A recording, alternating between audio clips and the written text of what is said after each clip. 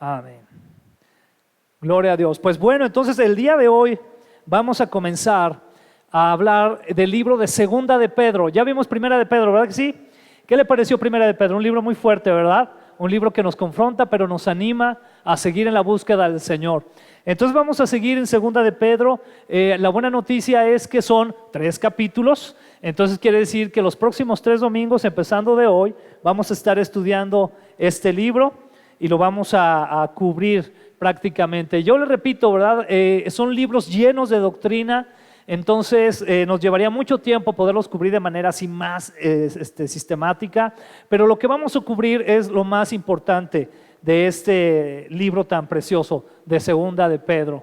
Entonces vamos a Segunda de Pedro capítulo 1, Segunda de Pedro capítulo 1.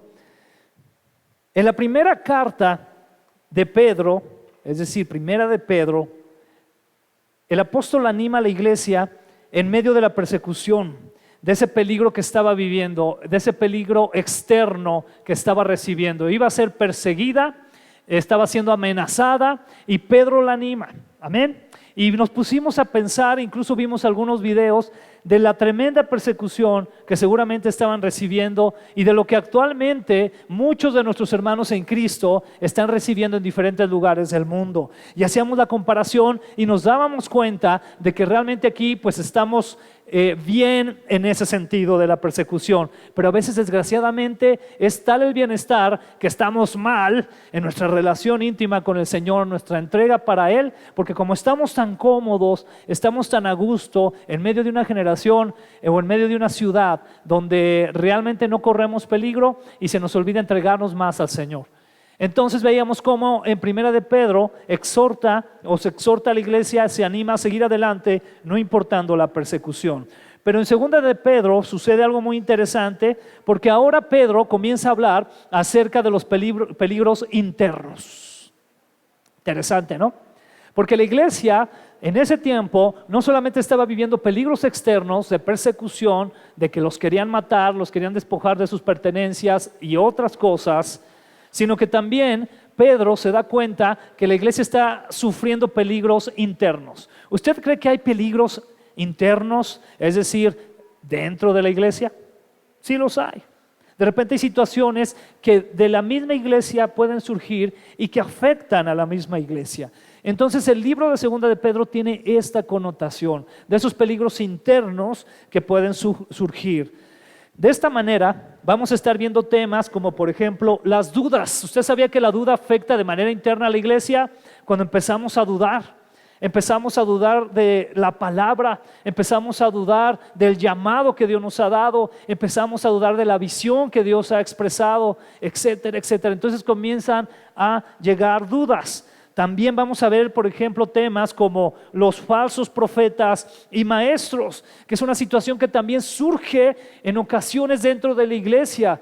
El que se levanten personas que quieran hablar o exponer la palabra del Señor, pero realmente no lo hacen con la profundidad o realmente con el estudio adecuado de la misma palabra de Dios. Y no estoy hablando de que se necesite a fuerzas estar en un seminario, ¿verdad? Pero sí estoy hablando, y lo vamos a ver aquí en Pedro, de aquellas personas que incluso se aprovechan de los ministerios y de los púlpitos para sacar provecho personal. Ese es un peligro interno también. También va a mencionar algo muy interesante. Va a mencionar acerca del día del Señor.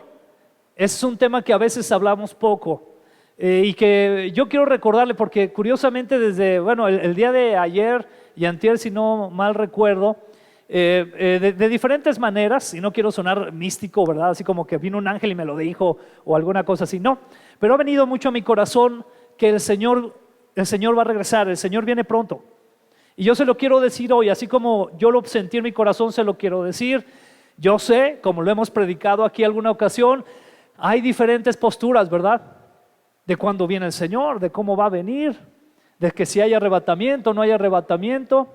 Pero nos vamos a dar cuenta precisamente aquí en Segunda de Pedro, que desde ese tiempo ya tenían la seguridad y ya estaban mencionando que el Señor Jesucristo iba a regresar. Y yo hoy quiero decírselo una vez más, quiero dejar esto también en su corazón. El Señor Jesucristo viene y el Señor Jesucristo viene pronto. Y usted y yo tenemos que estar listos. Amén. Es algo que nos debe de preocupar. Yo sé que es un tema muy interesante, pero como pastor es mi deber, hermano, decirle que estemos vigilando, que estemos velando. Eso nos dice la palabra y es muy clara en cuestión a esto. Entonces hay que estar velando. El Señor viene pronto. Entonces también Pedro nos lo va a exponer. Entonces vamos aquí a los primeros versículos. Vamos a ver el versículo 1 y 2 del capítulo 1. Dice así: yo, Simón Pedro, esclavo y apóstol de Jesucristo, les escribo esta carta a ustedes que gozan de la misma preciosa fe que tenemos. Esta fe les fue concedida debido a la justicia e imparcialidad de Jesucristo nuestro Dios y Salvador. Que Dios les dé cada vez más gracia y paz a medida que crecen en el conocimiento de Dios y de Jesús nuestro Señor. El primer aspecto que encontramos aquí, que yo quiero compartirle dentro de todo lo que podríamos obtener de estos versículos, es el que tengo subrayado ahí en el versículo 1, que dice esclavo y apóstol.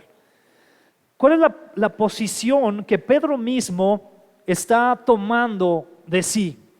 Él está diciendo que es, ¿qué? Esclavo.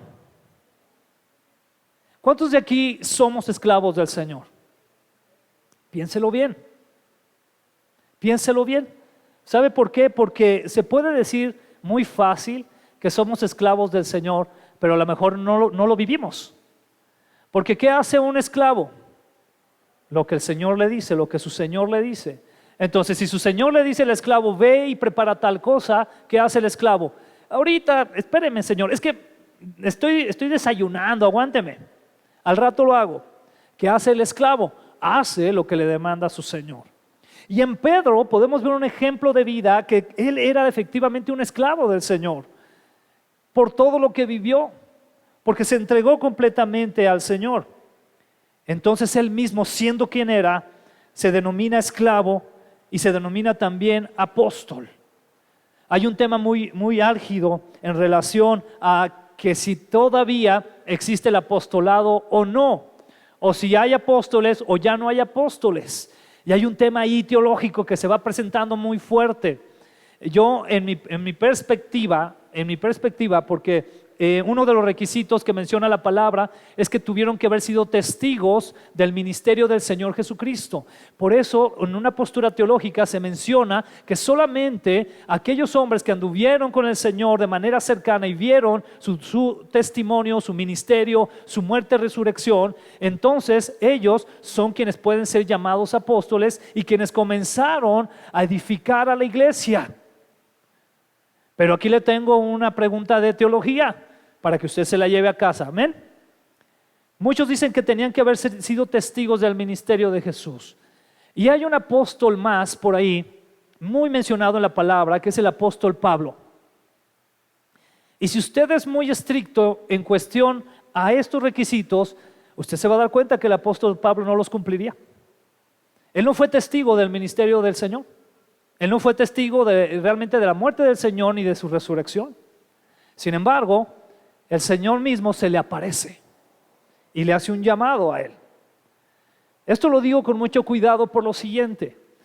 Actualmente muchas personas se autodenominan con mucha facilidad apóstoles. Y se ha entendido que el apóstol es aquel que abre muchas iglesias. Pero eso no necesariamente es un apóstol. Eso no necesariamente lo hace un apóstol. Eso lo haría un coordinador de iglesias, un pastor que coordina varias iglesias.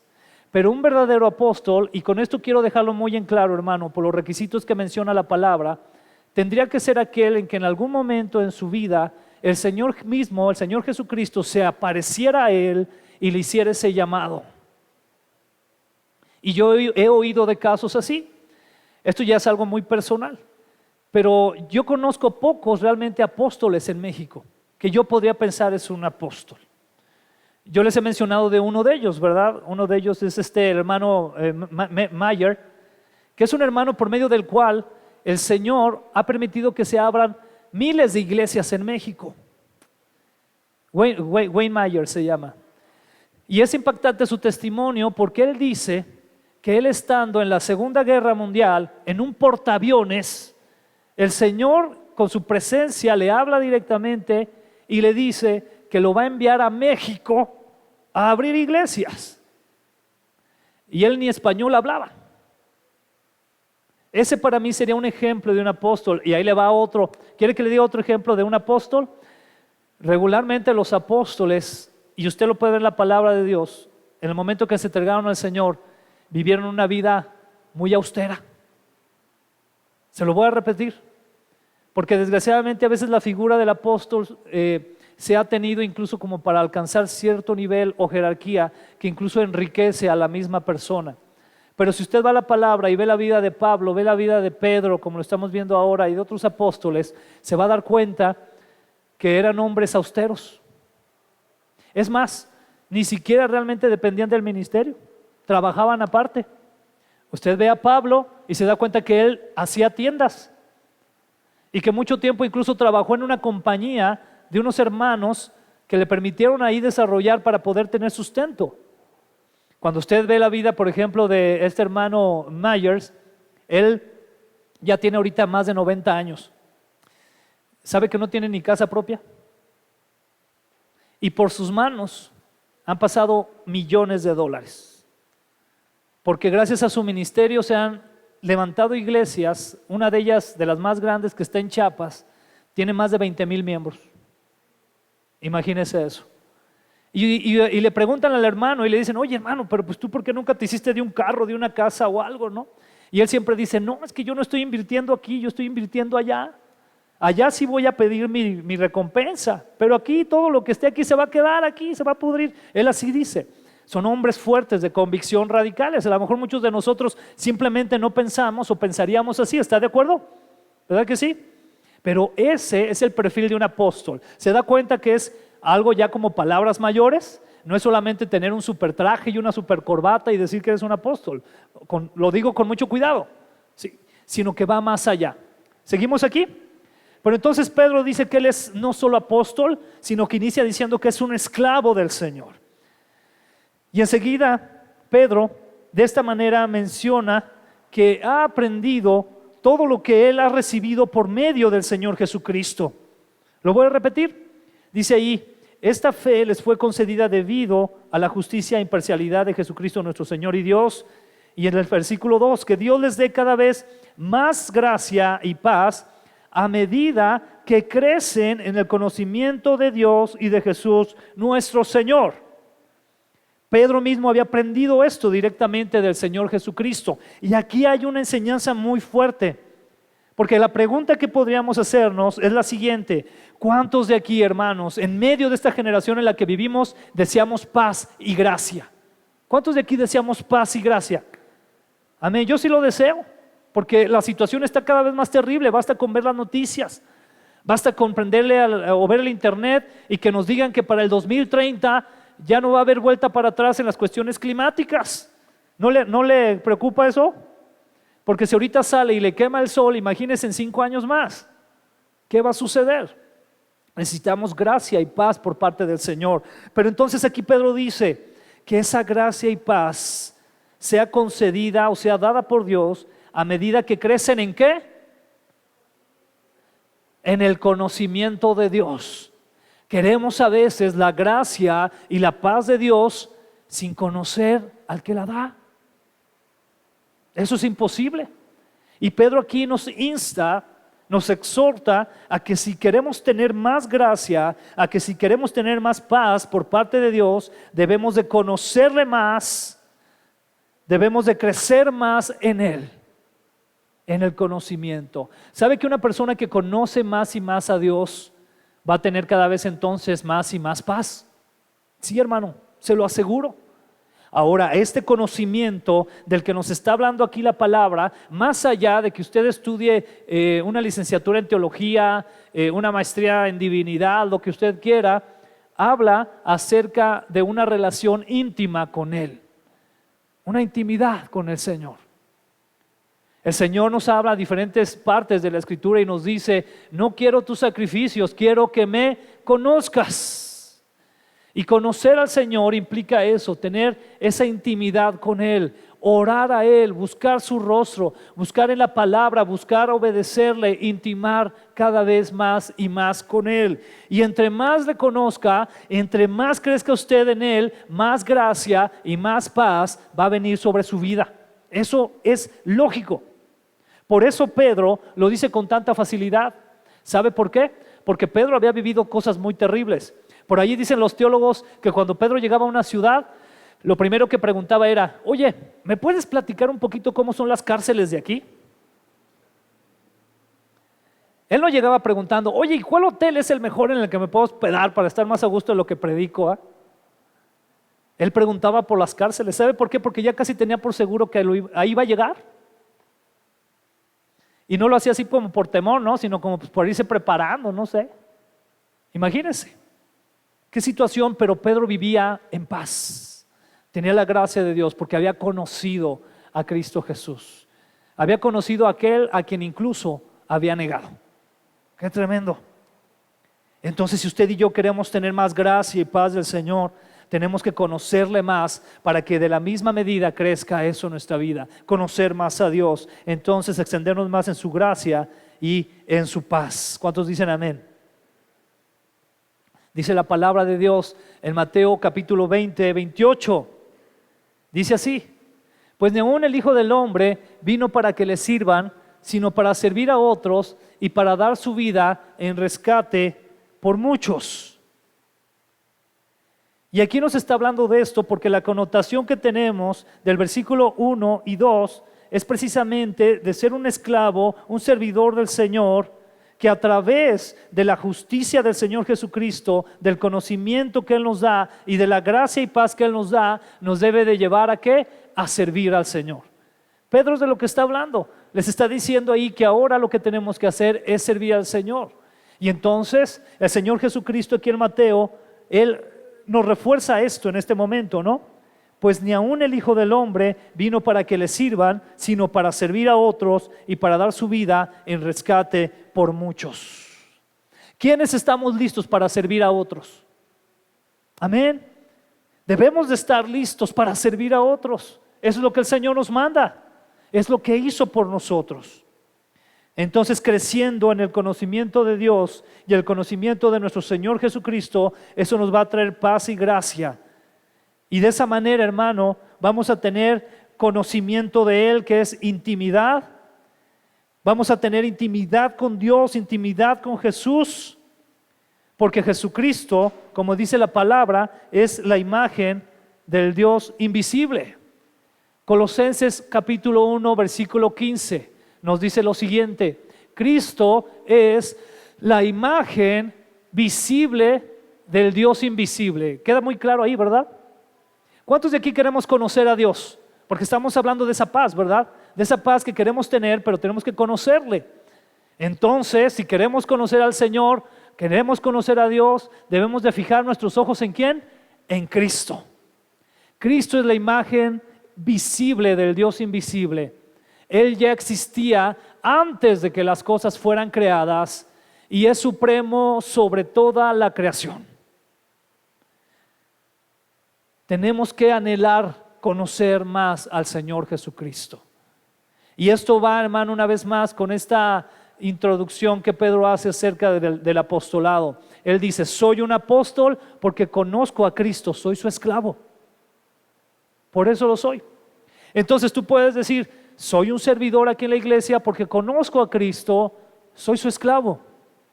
Soy una persona que me congrego porque conozco a Cristo y quiero ser su esclavo, quiero servirle, quiero obedecerle. Y vamos buscando a Cristo porque Él es esa imagen. Y podemos ver aún más. Dice la palabra de Dios en Juan 14:9. Felipe, está contestándole a Felipe: Felipe, he estado con ustedes todo este tiempo y todavía no sabes quién soy. Me voy a detener ahí un poquito. ¿Sabía usted que a veces hay muchos cristianos en las iglesias?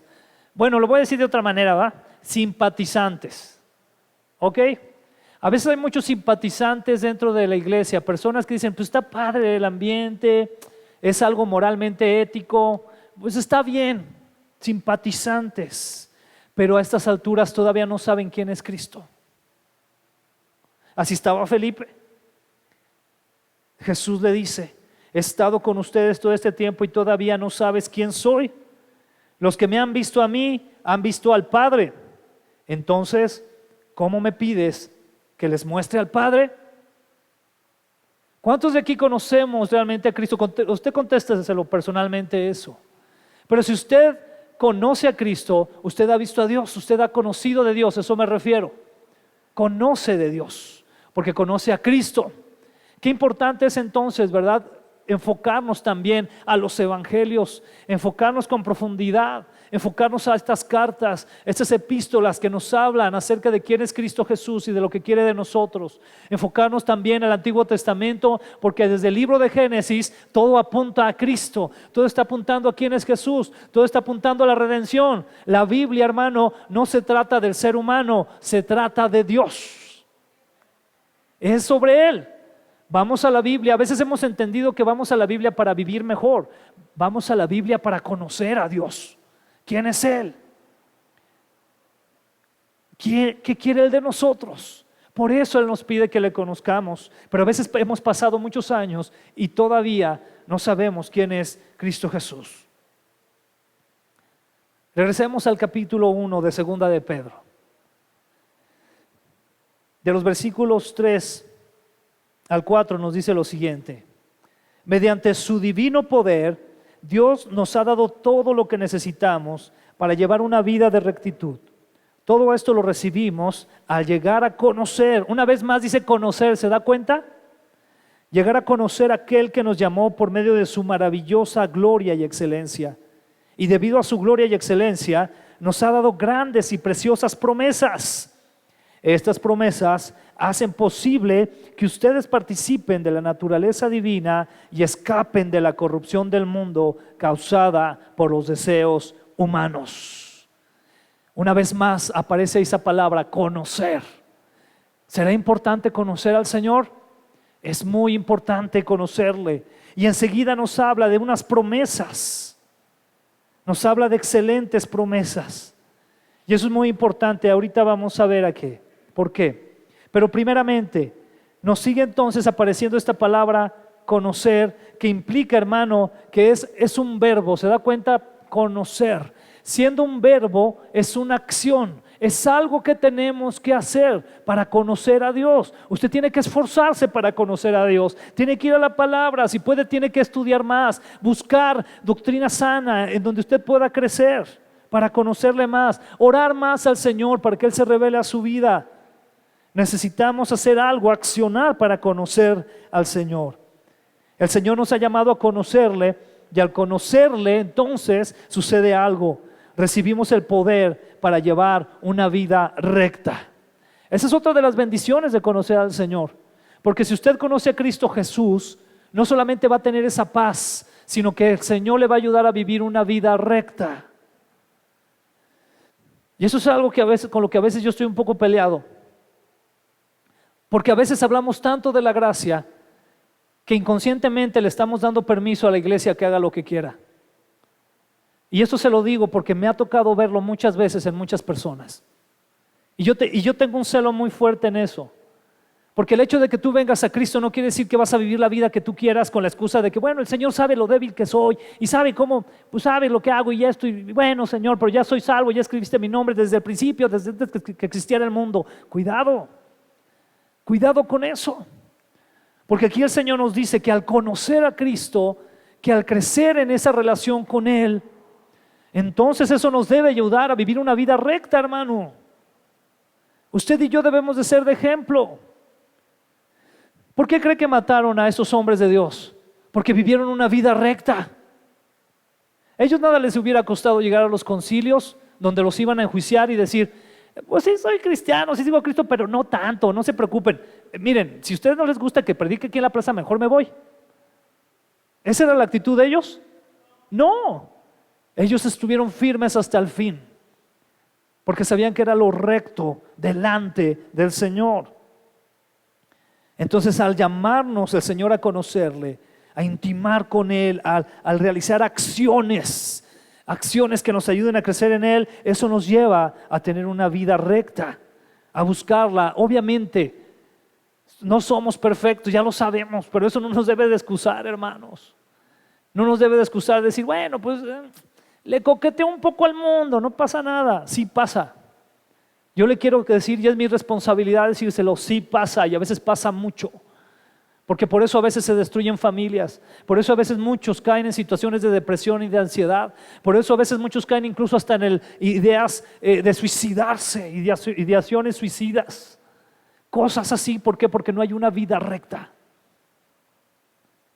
Y el Señor nos quiere ayudar a tenerla a través de conocerle a Él. Cuando entonces llevamos acción a esto y comenzamos a conocer más al Señor, llega una cosa que se llaman promesas. ¿A cuánto le gustan las promesas del Señor? ¿Sí? Hemos escuchado mucho, ¿verdad? Por ejemplo, mi Dios pues suplirá todas mis necesidades conforme a sus riquezas en gloria. ¿Cuántos dicen amén? ¿Cuántos de aquí ofrendan bien? Ya no sé. ¿Sabe por qué? Porque si usted va al contexto de ese versículo, no es que lo quiera desanimar, pero lo quiero enfocar al contexto. El contexto es que Pablo le está escribiendo a una iglesia que había ofrendado para ayudar a la iglesia en Jerusalén, que la estaban pasando muy mal, no tenían ni qué comer. Entonces ahí les dice el apóstol, mi Dios va a suplirles todo lo que necesiten porque ustedes saben bendecir a aquellos que están en necesidad. Queremos la promesa, pero no queremos lo que lo acciona. Y aquí es entonces donde es importante recordar esto. Y aquí las promesas, muy interesante, que nos habla Pedro, no son las promesas que quisiéramos escuchar o que a veces escuchamos en muchos lados, ¿verdad?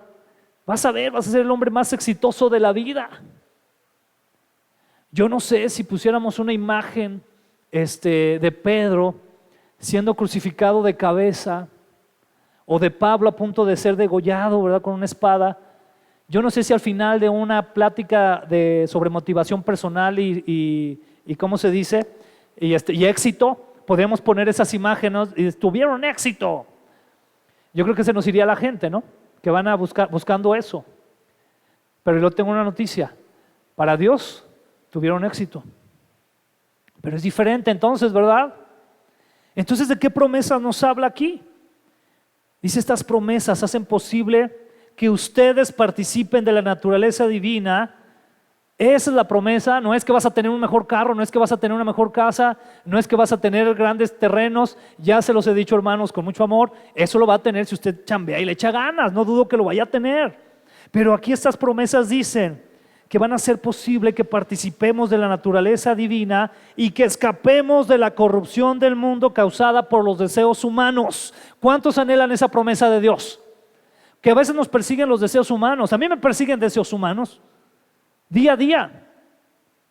Pero es aquí entonces la promesa de Dios, que si yo lo busco, que si yo crezco en Él, que si yo sé quién es Él, intimo con Él, entonces Él me va a ayudar a salir y a escapar. Me está prometiendo que me va a ayudar a salir de mis deseos. Es decir, voy a tener, pero el Señor me va a ayudar a ir adelante.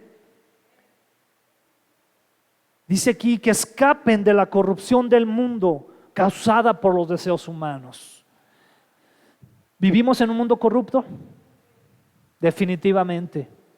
Y es más, hermano, yo le tengo una noticia. También lo digo con mucho respeto. Usted sabe que no somos aquí, más bien somos apartidistas y todo eso, pero esto lo quiero decir con mucho cuidado para que no se malinterprete. Ningún partido político, ningún sistema de gobierno humano, ningún sistema de ideología humana nos va a librar o nos puede librar de la corrupción que está en nuestro corazón. Solo conociendo a Cristo. Solo conociendo a Cristo. Por eso Pedro nos dice esto. Podemos ver en Juan capítulo 3 versículos del 1 al 3. Dice así: miren con cuánto amor nos ama nuestro Padre, que nos llama a sus hijos. Y esto es lo que somos. Pero la gente de este mundo no reconoce que somos hijos de Dios, porque no lo conocen a Él. Volvemos a escuchar de conocer, ¿verdad? Dice, queridos amigos, ya somos hijos de Dios, pero Él todavía nos ha mostrado lo que seremos cuando Cristo venga. No nos ha mostrado, perdón, lo que seremos cuando Cristo venga. Pero si sabemos que seremos como Él, porque lo veremos tal como Él es, y todos los que tienen esta gran expectativa se mantendrán puros, así como Él es puro. Hay un aspecto también importante, aparte de todo lo que hemos estado viendo acerca de conocer al Señor. ¿Sabe cuál es? Que conocemos que somos sus hijos. En esta semana, si no me equivoco, pasada, que no creo que sea una coincidencia, sino una diosidencia, por ahí creo que Memo posteaba una imagen, ¿verdad? En el grupo de servidores, si no me equivoco, un texto acerca de la importancia de ser hijos de Dios, de vernos así. Es muy bueno que veamos al Señor, como Pedro lo dice, como nuestro Señor y nosotros como sus esclavos, pero también somos sus hijos. Y el sacrificio de Cristo Jesús sobre nosotros, la sangre del Señor Jesús, nos ha dado este privilegio de ser adoptados por Él, ser hechos sus hijos a través de conocerle. El mundo no lo reconoce, no conoce al Señor, pero nosotros sí, por medio de Cristo, y somos hechos sus hijos. Somos hijos de Dios, seremos como Jesús, tendremos la naturaleza de Jesús. Eso es algo precioso, porque así como Jesucristo resucitó, y usted puede verlo en la palabra de Dios, y se puede dar cuenta que Jesús, ¿qué pasó cuando Jesús resucitó? Comió, ¿recuerda usted eso? Se sentó con los demás, convivió con ellos. ¿Sabe que usted y yo tenemos la misma promesa? Es decir, un día el Señor nos va a resucitar y nos va a dar un cuerpo glorificado, uno que no le duela nada, uno que no va a envejecer, uno que no se va a enfermar, un cuerpo nuevo. Eso usted y a mí nos debería de emocionar muchísimo, porque es la promesa de Dios. Va a ser un cuerpo impactante, pero va a ser un cuerpo. No vamos a ser solamente espíritus, hermano, va a haber un cuerpo. Obviamente ahora, que ese es otro tema, pero obviamente quienes duermen en Cristo o mueren o duermen en Cristo, ahora sus espíritus reposan en la presencia del Señor, pero en el día de la resurrección, que va a hablar aquí Pedro también, entonces ese día el Señor esto va a sonar increíble, nos va a reintegrar y nos va a dar una nueva naturaleza, porque el Señor dice que va a ser un cielo nuevo y una tierra nueva, donde vamos a estar. ¿Qué le parece? ¿Lo cree? ¿Sí lo cree? Entonces esto es muy importante que usted y yo lo recordemos, que tengamos eso en nuestro corazón. Al conocer entonces al Señor, al participar de su naturaleza como hijos de Dios, esta vida nos da este privilegio, pero también esta responsabilidad. Hemos recibido tanto amor del Señor.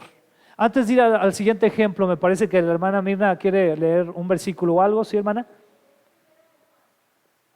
Es primera de Juan, gracias, muchas gracias Mirna, me corrige Mirna, puse yo Juan 3, 1 al 3, primera de Juan, muchas gracias Mirna, muchas gracias por la observación, primera de Juan 3, del 1 al 3.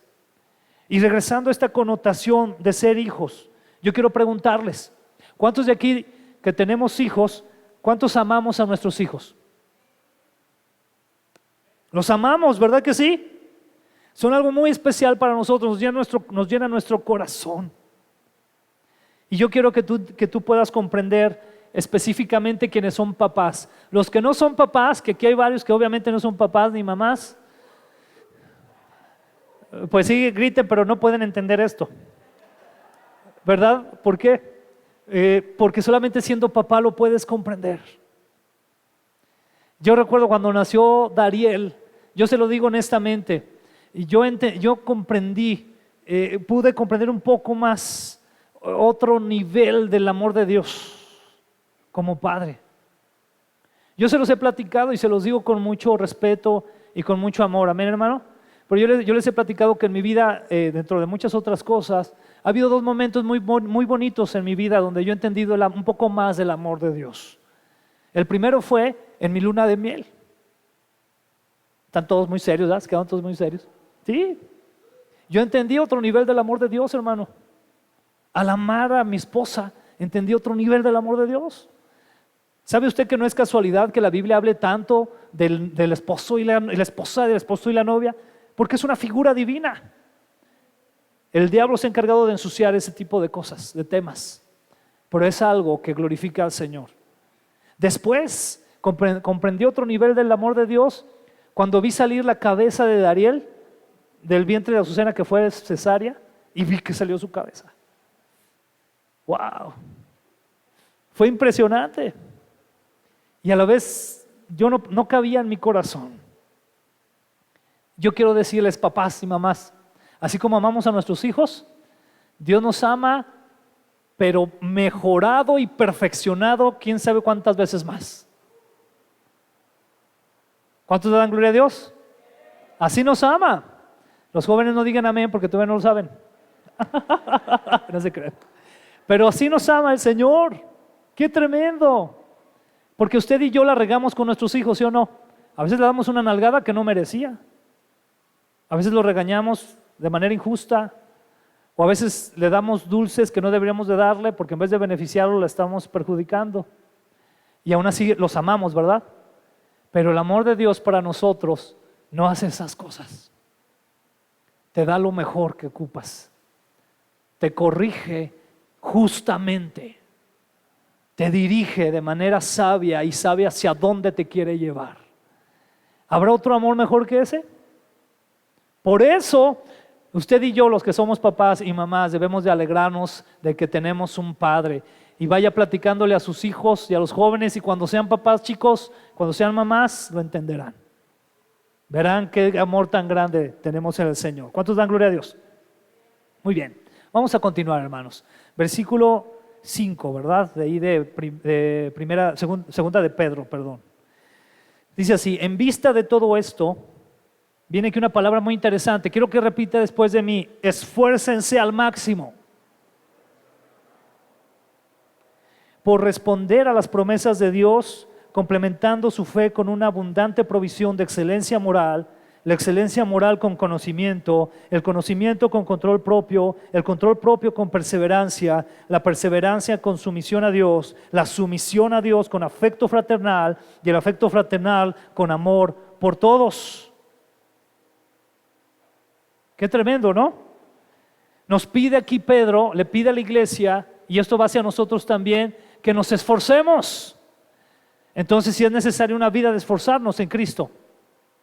Dice, esfuércense. Y no se queda solamente ahí, sino que comienza a dar una serie como de conceptos, como un tipo de orden para llegar a cumplir lo que el Señor quiere que hagamos.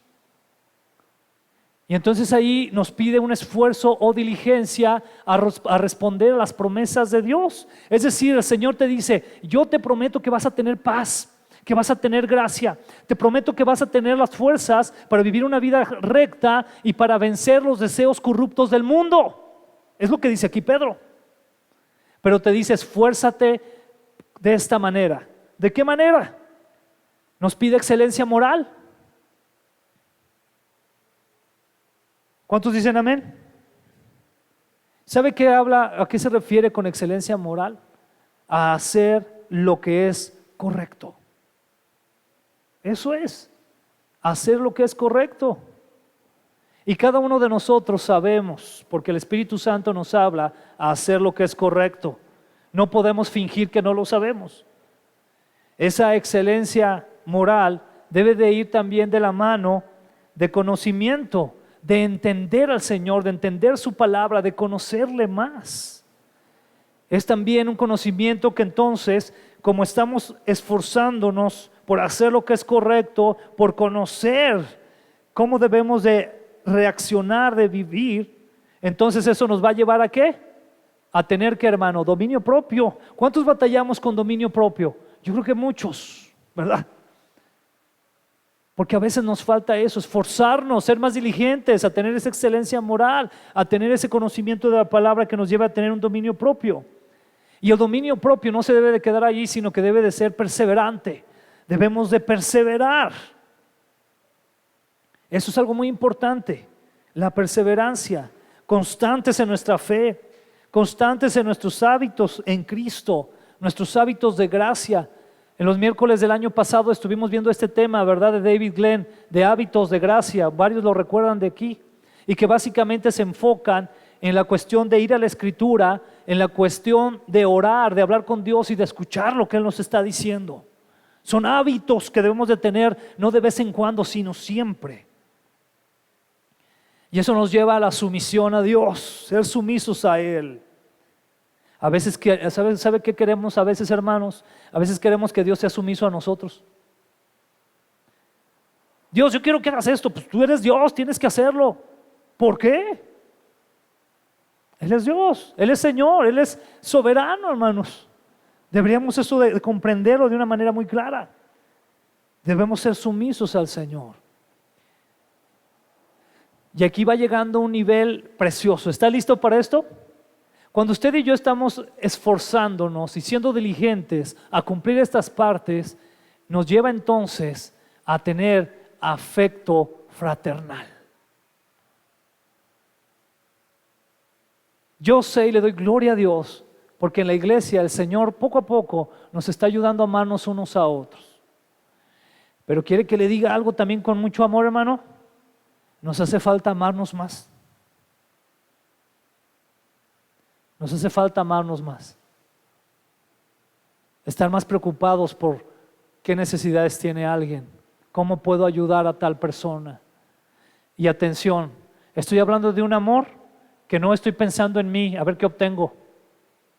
Estoy pensando en cómo puedo beneficiar a la otra persona antes que a mí mismo. Es un amor fraternal. Es esa clase de amor que el Señor quiere que nosotros tengamos. Y ese amor fraternal entonces nos lleva, aquí podría parecer que es como repetitivo esto, ¿no? O sea, pues si ya mencionó el amor fraternal, ahora ¿por qué menciona el amor por todos? ¿Sabe por qué, hermano? Porque realmente difícilmente podemos decir que vamos a amar aún a aquellos que no tienen a Cristo si no nos amamos a aquellos que ya lo tenemos.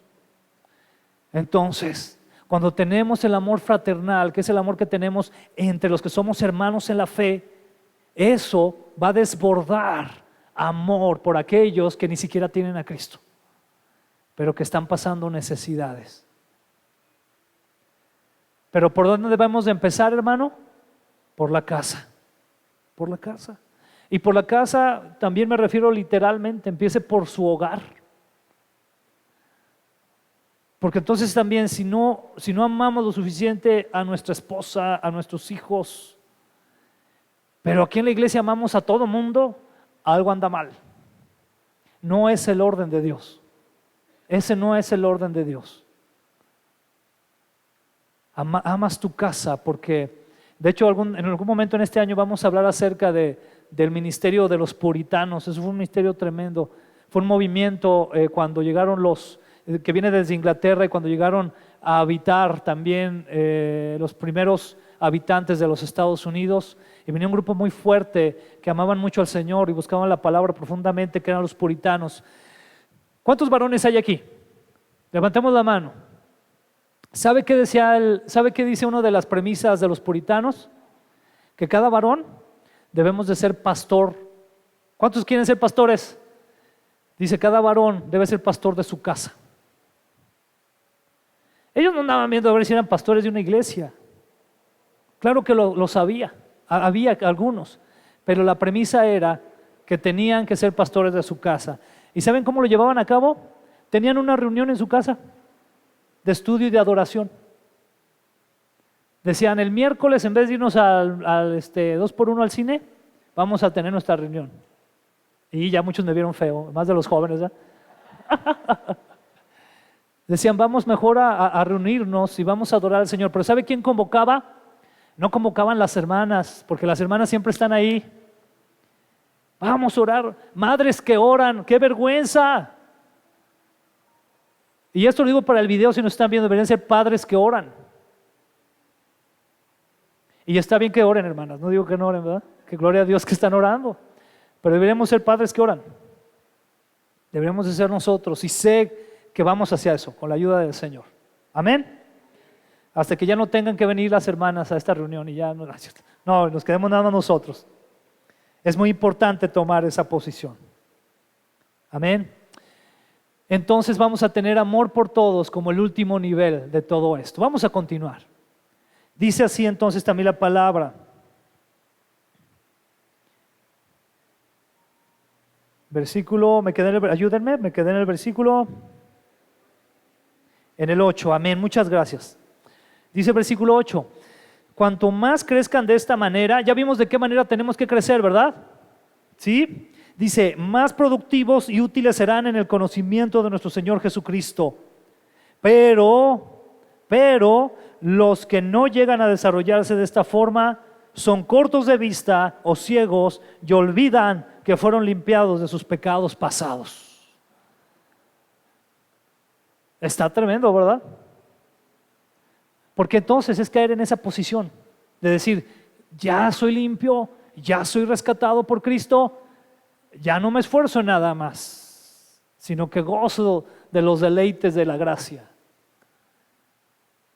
Tal persona es ciega, es corta de vista, no ve más allá.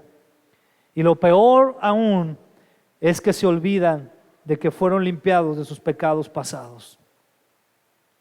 Es como olvidarnos del amor de Dios para nosotros, citado en Juan 3:16, porque de tal manera amó Dios al mundo. Se olvidan de eso. Al comprender, hermano, y valorar el amor de Dios para nosotros, eso nos va a ayudar entonces a ser productivos y útiles. Entonces, si el Señor quiere que seamos productivos y útiles, amén, para Él, para su obra, si es algo que Él anhela, Él quiere eso para nosotros, que seamos productivos y útiles. Entonces dice una vez más, qué enfático, qué repetitivo es aquí Pedro, ¿se da cuenta? Dice así que amados hermanos, ¿qué dice? Esfuércense, y fíjense la parte que va, esa es una parte que tenemos que tomarla con mucho cuidado. Esfuércense por comprobar si realmente forman parte de los que Dios ha llamado y elegido. Ay, pues ¿qué se supone? ¿No se supone que ya por el hecho de ir a la iglesia y haber ido a uno que otro congreso y ya soy de los elegidos? Bueno, aquí dice Pedro, esfuércense por comprobar si realmente forman parte de los que Dios ha llamado y elegido. Hagan estas cosas y nunca caerán. Entonces Dios les dará un gran recibimiento en el reino eterno de nuestro Señor y Salvador Jesucristo. Es necesario, hermano, hacernos un autoanálisis. ¿Y cuál es ese autoanálisis? ¿Realmente me esfuerzo por desarrollar lo que el Señor quiere que desarrolle en mi vida? Ya lo vimos, ¿no? Usted puede preguntarse, ¿realmente me esfuerzo por desarrollar esto? ¿Realmente me esfuerzo por tener una excelencia moral, por conocer más al Señor, por tener dominio propio, perseverancia, sumisión a Dios, afecto fraternal, amor por todos? Porque si no tengo eso, le tengo una noticia, a lo mejor no es de los elegidos. ¿Nos gusta esa palabra? Y aquí dice, entonces hay que realizar ese análisis. Y Jesús mismo mencionó los frutos, hermano, bajo un contexto, y fíjese muy interesante, Jesús lo menciona bajo un contexto de los falsos maestros. Dice la palabra en Mateo 7:20, vamos entrando a la parte final. Dice de esta manera,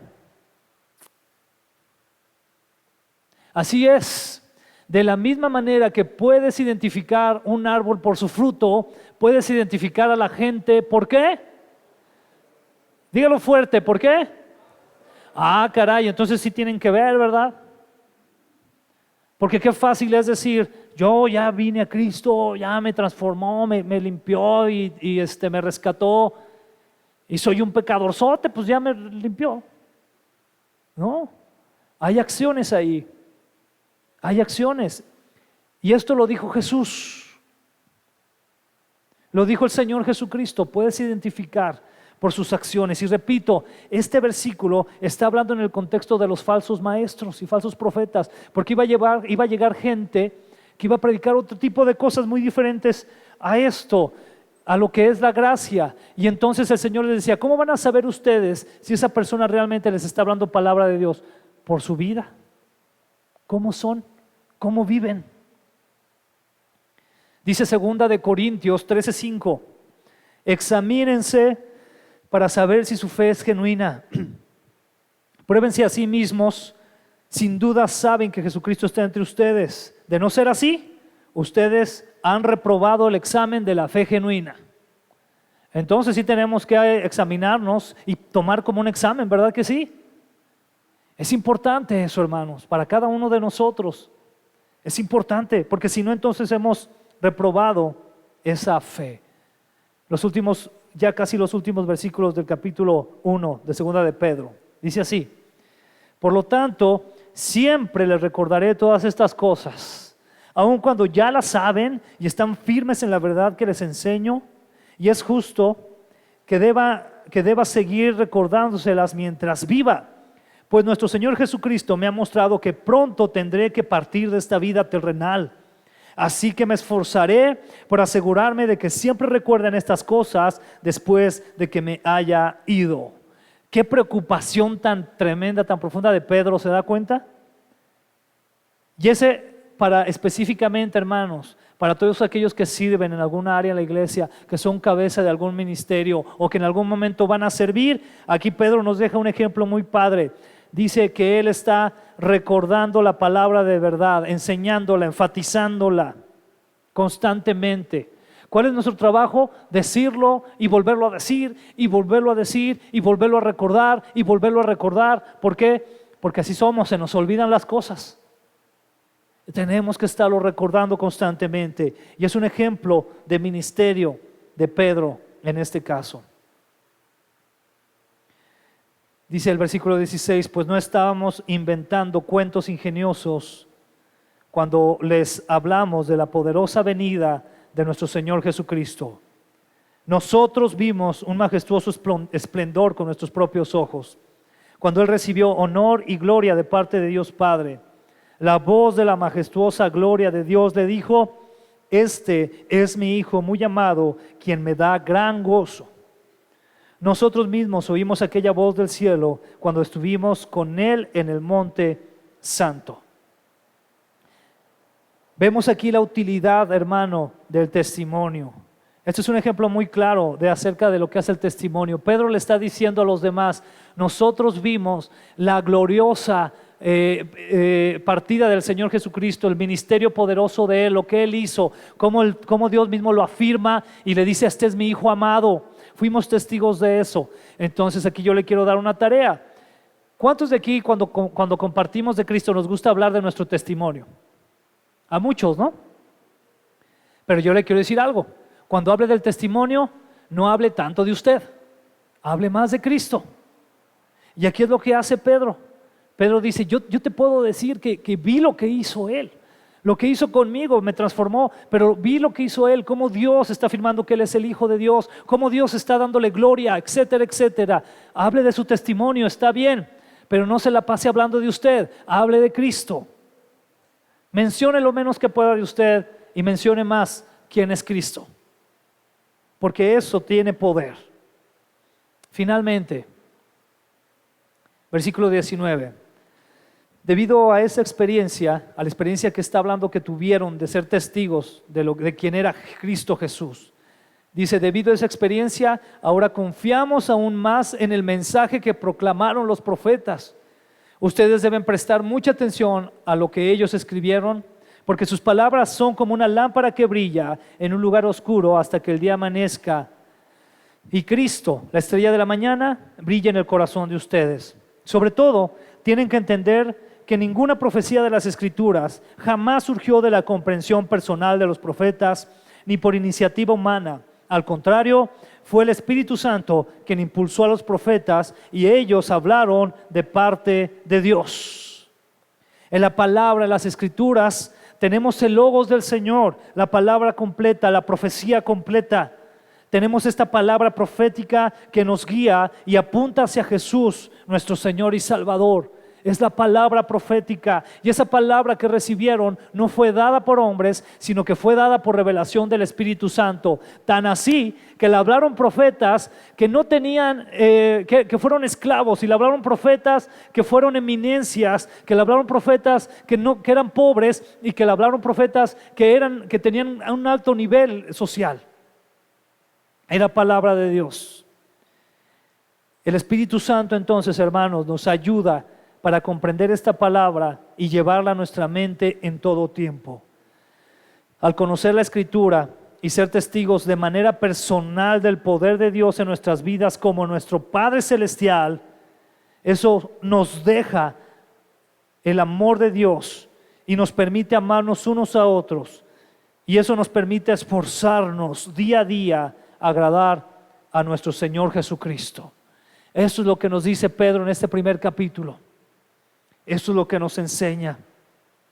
Somos testigos por las Escrituras del poder de Dios. Somos testigos por lo que Él ha hecho en nosotros mismos del poder de Dios. Esto nos debe de animar a esforzarnos y debe ser un esfuerzo que termine, que concluya en poder amar al Señor, en poder amarnos a nosotros como cuerpo de Cristo y en poder amar a aquellos que están fuera y que necesitan de nuestra ayuda. Amemos a nuestro Padre Celestial. Esforcémonos por amarnos los unos a los otros.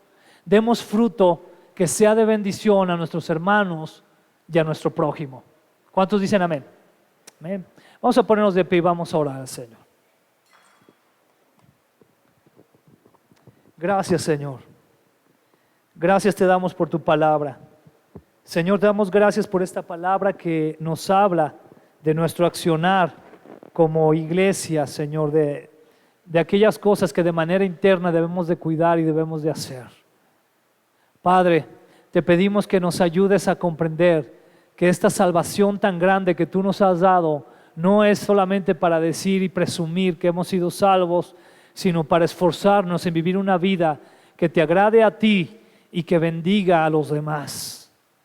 Ayúdanos a ser una iglesia donde fluya ese amor fraternal de tal manera que nos permita amar también a aquellos afuera que están en necesidad.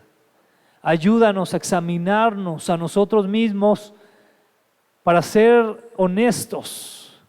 Y si hay algo, Señor, en lo que estamos fallando, reivindicar y buscar agradarte, esforzarnos por agradarte, Señor, por hacer tu voluntad. Padre, te damos muchas gracias. Dejamos todo esto en tus manos, en el nombre de Jesús. Amén.